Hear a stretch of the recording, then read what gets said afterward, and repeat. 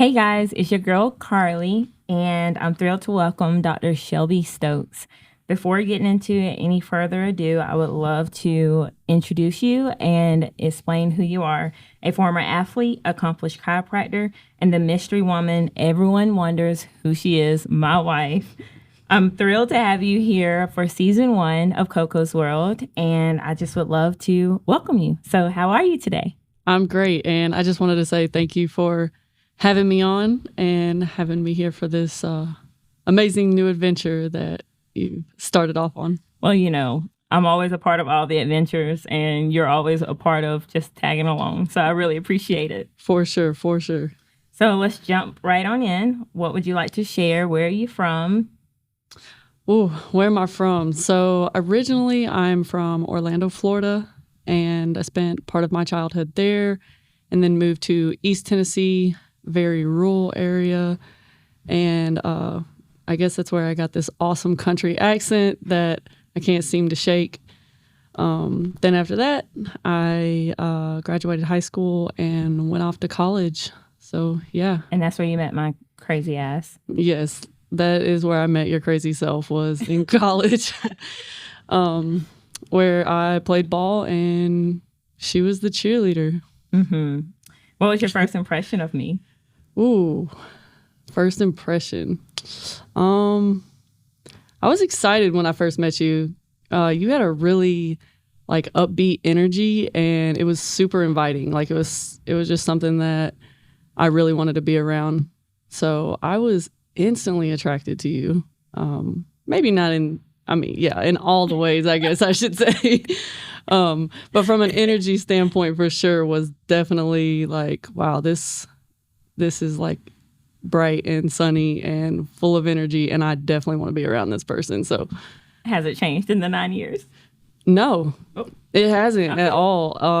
I'd say it's actually gotten stronger as the years have gone by, because, yeah, I don't know, I still get that same spark every day. So, well, I'm really hyper, and I just appreciate you, enchanting. I guess is the right word. Maybe it's not, but being very inviting and welcoming of all of the shenanigans through the years, and just my exciting nature that I'm always being a part of something. I never know what it's going to bring about, but you're always along for the ride since day one. So that's one thing that I love about you. So share with everyone your viewpoint of our first date, and after 3 months of us dating, what changed, what evolved, who actually asked who out first, because everyone thinks that you asked me out. So go ahead and just give us the whole story, the rundown. Oh gosh, this is so funny, because every time we have these conversations with people, they're always like, oh my gosh, you must have pursued her so hard, and how did you lock that in? And I'm like, you have no idea. It did not go like that at all. So I guess the first question there was what was our first date like? So we're coming up on 10 years, and I gotta remember way back to what the first date was.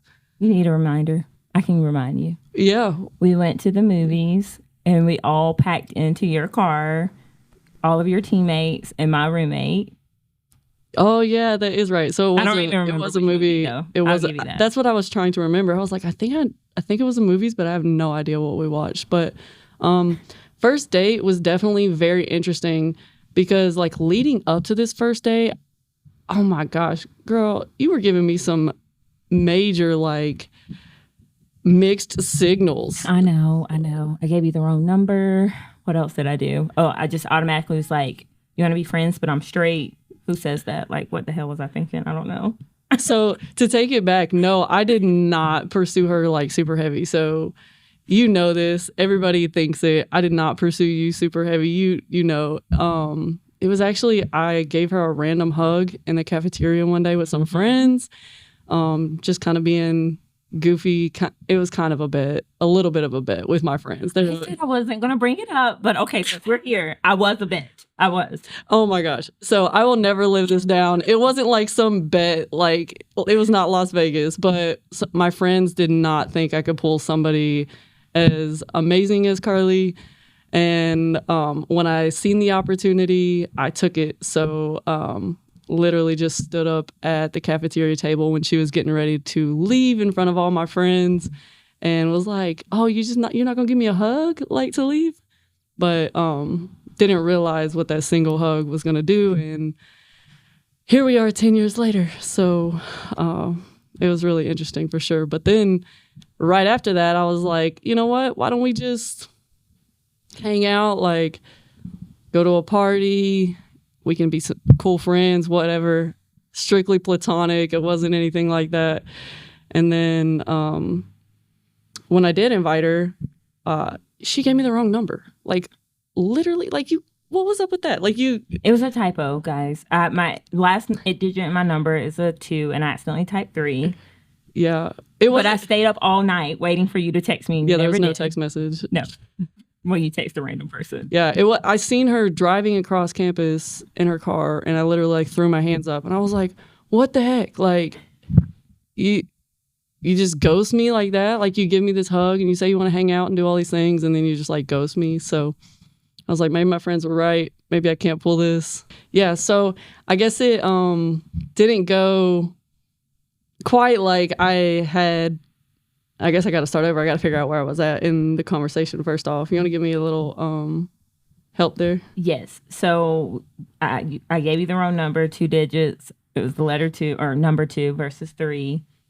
And you finally messaged me after I gave you the right number because you reminded me of after practice, like, hey, what are you doing? Oh, yeah. What the hell's going on? Yeah, so like I said, I, seen her driving across campus, and I just like threw my hands up, and I was like, I can't believe you just gave me the wrong number.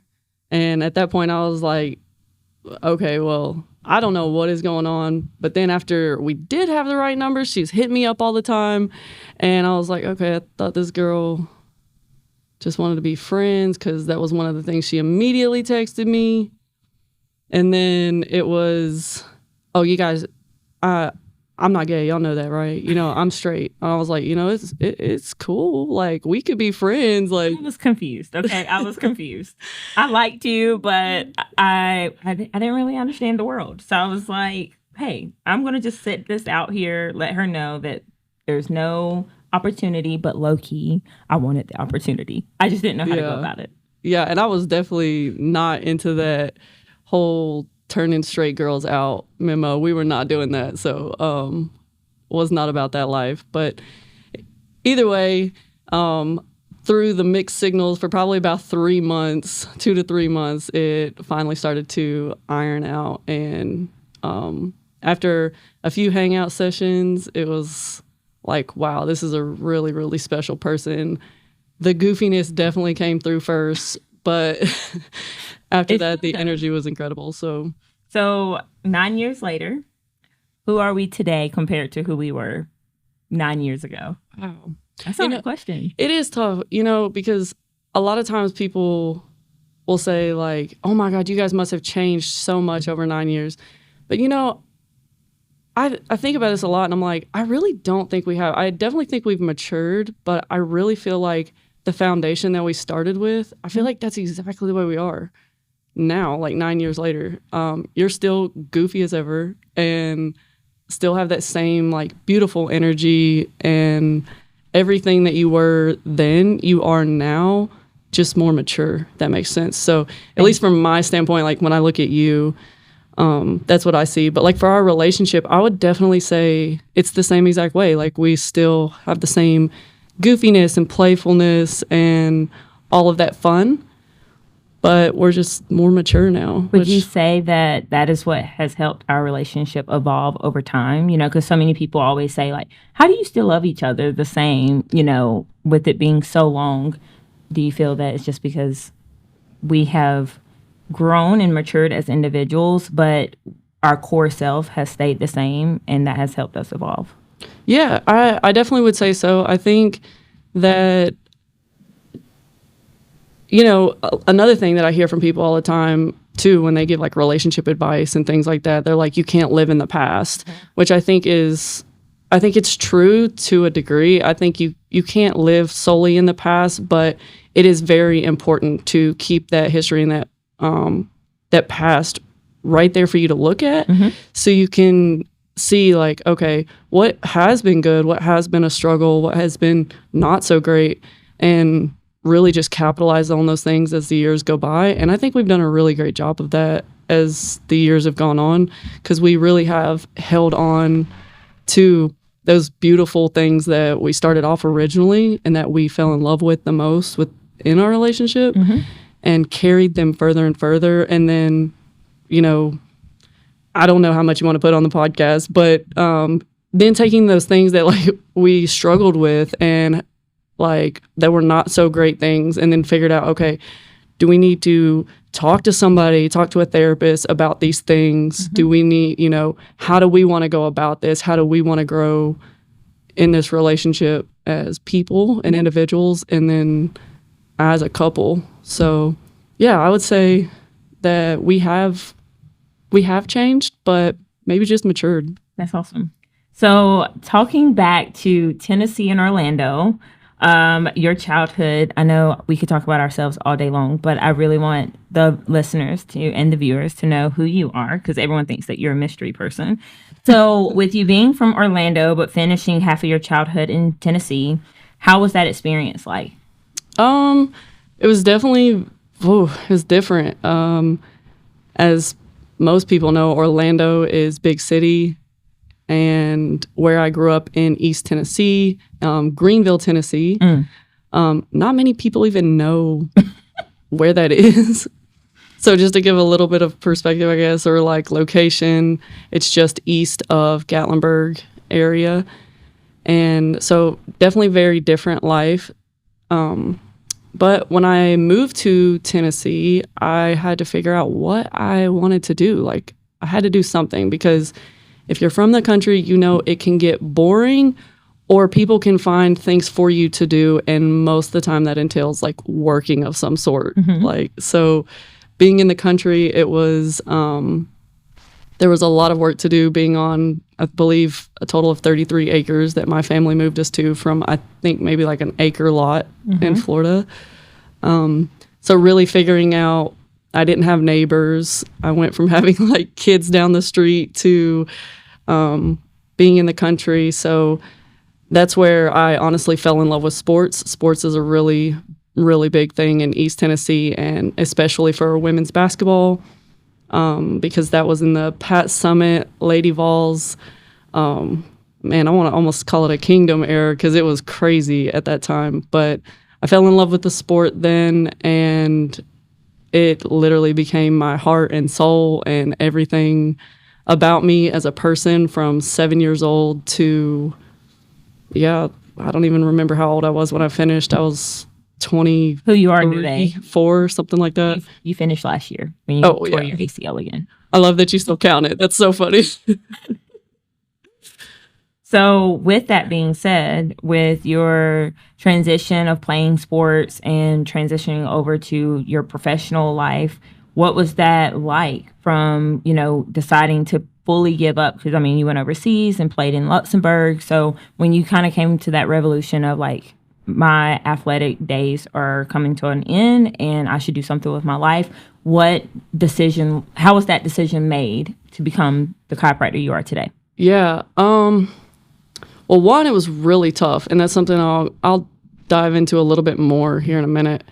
But to get to that decision, I would say I was really looking for change, because, like I said, I'd been playing basketball since I was 7, and you know, when you start to get into those preteen eras, I feel like it's even worse now, but at that time, I was living out of a duffel bag. Like, every weekend, like I missed birthdays and family gatherings, and you know, we always had a Christmas tournament. You know, I remember during the breaks. There's always a Thanksgiving turkey trot or turkey run or something that was either the team had to be involved in or we had a tournament or whatever. So, you know, the major holidays and family gatherings, things like that, there was a lot of sacrifices. I'm sure a lot of athletes around the world can agree and understand what that's like. But so after doing that for so long, and then doing it in college as well, you know, when you're away from home and you're definitely not getting to do those things. It hits a little bit different. So when I got to the professional level, I started kind of asking myself, like, is it worth it? Like, I'm at this age now where I really want to experience something different. And what a career was going to look like outside of basketball, and who am I? I started really asking like those identity questions. And then I got to that place where I was like, you know what? And also basketball in Europe's very different. So I was like, I don't want this anymore. There's definitely parts of it that I wanted, but yeah, I didn't want it to be 24/7 like it was. So, well, in honor of South Carolina's women's basketball winning another national championship yesterday, do you ever miss that thrill, like that adrenaline? Oh, yeah. Okay, when you're watching the game, how does that make you feel? Oh man, that I don't think the thrill will ever go away. There's definitely something that I have not studied in my time yet about the human brain. Yeah, but man, I'm definitely an undercover nerd. Like, I might be an athlete, but I'm definitely a nerd.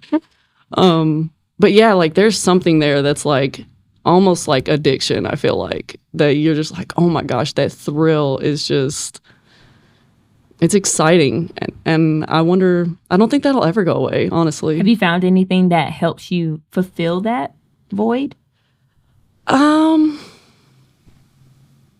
I don't know. That's fine.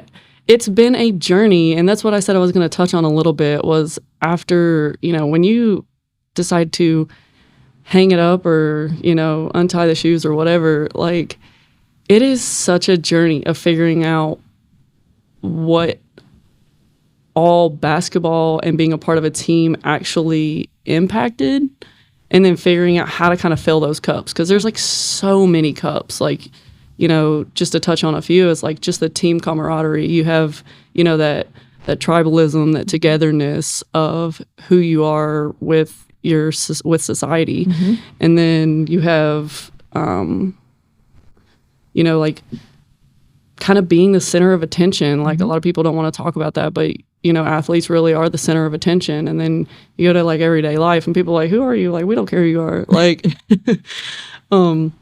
so, you have things like that. And then you also have like the health and the fitness side of things that is, I would probably say, like one of the hardest parts. Mm-hmm. is like learning that like, I'm not going to the gym to get stronger for next year so that girl doesn't beat me in the paint more or shove me around, right? It's like, okay, now I have to get in here because I want to be able to bend over when I'm 60. Like, I don't want to be big fat.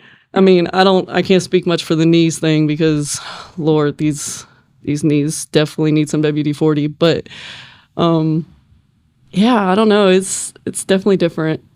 Well, with us having, about to be the year, like the time of transition for athletes graduating, what advice would you give for an athlete that's transitioning from the world of fame and notoriety? Notoriety. Thank you. I got you. To a normal civilian. Yeah. My biggest advice would be to seek help. And a lot of people would probably say, whoa, that is like way overdoing it. Like, she went 0 to therapy real quick. But no, I definitely think it's something that's missing for athletes. Like, we're so used to having resources at our beck and call all the time. Like, if I struggle with class, I have a tutor right there that's ready to go. If, I'm emotionally struggling, we're going to get together as a group and we're going to help figure out what's going on. You have support. Like, there's so much support there. And then when you graduate and you move on, if you don't move on to the professional level, or even if you do, I feel that it's important, especially for women I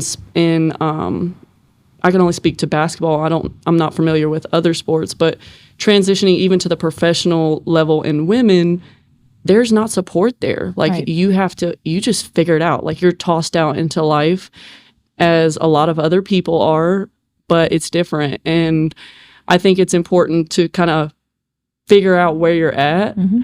and, what am I doing with my career or the next steps in my life? And you know, all the way down to the simple things of getting a gym membership. I know that sounds so crazy, but all that stuff is done for us, you know, and having someone that can just guide you through, like, this is what normal life looks like, can look like, you know, these are kind of your options in life. I know that sounds silly. It makes me think back to, like, when I was picking my major in college, and I'm like, I don't know what I want to do. Like, I just want to play basketball, you know? Right. But it's kind of the same thing. Having like a guidance of some sort, I think, is important. So, yeah. That's awesome. So a lot of women in sports get the stigma, oh, you have to be a lesbian to be athletic. Like, I know that was one of the conversations I had in college with my mom. And she was like, oh, I see pictures on social media. You're hanging out with the basketball girls. Are you a lesbian? And I'm like, at the time, no. But, 9 years later, here we are. But why do you feel that women in sports get that type of stigma? I definitely think it's because being a part of the LGBTQ community in itself already kind of has a target on its back. Mm-hmm. So it's like that taboo thing that, like, you know, people are like, oh, like, this is something else to focus on. Right. But no, guys, I can say it here first from playing on many, many basketball teams. And you're a volleyball player. Yes. Everybody is not a lesbian that plays basketball. But if that's what you guys want to focus on, I mean, sure. Well, and with being my wife, of course, we'll talk about the coming out story probably in season 2, because I'm hoping it'll be a season 2 for KOKO's World. But I would like to ask, what are 3 pieces of advice would you give to someone who share a similar story and journey as yourself?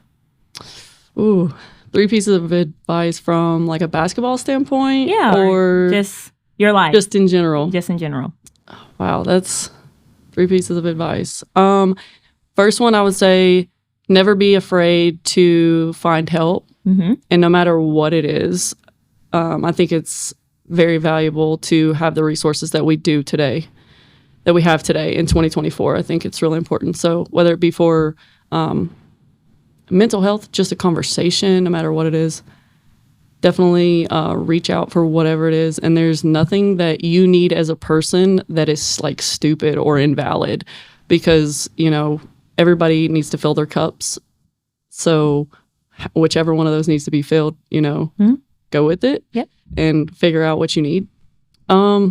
Second piece of advice, I would say, definitely always be true to yourself. I know a lot of people say that in, like, a cliche way, but really listen to your heart, because even if it takes you through really tough times, those things are building who you are. Yes. So always stay true to yourself. And third one, that's tough. Find a Carlisha. No, I'm just kidding. There's only one of her. You can't have her. Yeah, I would say probably lean on healthy people around you. My healthy person is you. But, you know, not everybody is in a relationship, so I don't want to leave out the single people, but man, if you can find a really healthy relationship and something at your core that you can focus on and build with somebody, like that team, you know, how basketball trickles over into every part of your life. Yes. I'd say do it. Well, and before we close, is there anything else you would like to say? I know that I would love to just share how grateful I am for you to be here today.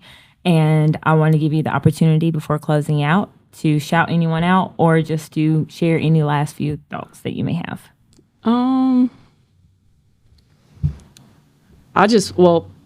First and foremost, I guess I just want to say thank you for having me on this. Of course, this being the first one, I'm super excited to be a first of anything, because I really hope that this blows up, or at the very least it helps somebody, just to hear our journey and things about us, and then also the wonderful people that you're going to have on the podcast the rest of the way through. So I guess just thank you for the opportunity, and keep being you. Well, and changing the world. I think it's amazing. Thank you so much. And thank you guys for tuning in. And I hope you stay tuned for our next episode. Remember, you're loved. Wow.